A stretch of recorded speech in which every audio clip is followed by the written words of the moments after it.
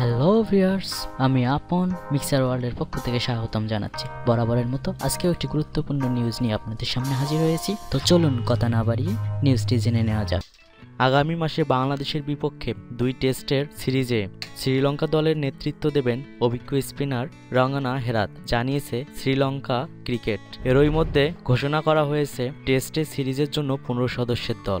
দক্ষিণ আফ্রিকার সাথে সিরিজে হ্যামস্ট্রিং ইনজুরিতে পড়া নিয়মিত অধিনায়ক অ্যাঞ্জেলো ম্যাথিউস টাইগারদের বিপক্ষে টেস্ট সিরিজ থেকে নাম প্রত্যাহার করে নেন অনেক আগেই। তাই রঙ্গনা হেরাতের নেতৃত্বে বাংলাদেশের বিপক্ষে ঘরের মাঠের 2 টেস্টের এই সিরিজে অপেক্ষাকৃত তরুণ দল নিয়েই নামবে সাবেক বিশ্ব চ্যাম্পিয়ন শ্রীলঙ্কা। টেস্টে অধিনায়ক হেরাতের সাফল্য শতভাগ। 2016 সালে জিম্বাবুয়ের বিপক্ষে 2 টেস্টের সিরিজে লঙ্কানদের নেতৃত্ব দিয়েছিলেন তিনি।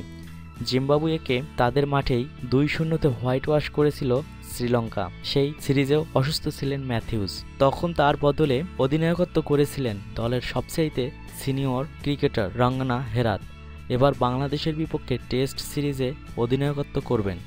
এদিকে চোটের কারণে বাংলাদেশের বিপক্ষে ঘরের মাঠে 2টি টেস্ট খেলতে না পারলেও লঙ্কান বোর্ডের তরফ থেকে বলা হয়েছে বাংলাদেশের বিপক্ষে ওয়ানডে ও টি20 সিরিজ খেলতে পারবেন ম্যাথিউস। এই স্কোয়াডে প্রথমবারের মতো ডাক পেয়েছেন প্রায় 30 বছর বয়সী বাঁহাতি স্পিনার মালিন্দা পুষ্পকুমারা। 2012 সাল থেকে লঙ্কান এ দলের হয়ে খেলা এই স্পিনার এখন পর্যন্ত প্রথম শ্রেণীর ম্যাচে খেলেছেন 99টি, উইকেট শিকার করেছেন 558টি। টাইগারদের বিপক্ষে লঙ্কানদের 15 সদস্যের স্কোয়াডটি হল রঙ্গনা হেরাত, তিমুত করুণারত্নে, নিরশান টাকওয়ালা, উপুল থারেঙ্গা, ধনঞ্জয়া দি সিলভা, কুশল মেন্ডিস, আশেলা গুরুরত্নে, দীনেশ চান্দিমাল, সুরঙ্গা লাকমাল, লাহিরু কুমারা, নুয়ান প্রদীপ, ভিকুম সঞ্জয়া বান্দারা, দিলরুয়ান পেরেরা, লক্ষণ সান্দাকান, মালিন্দা পুষ্পকুমার।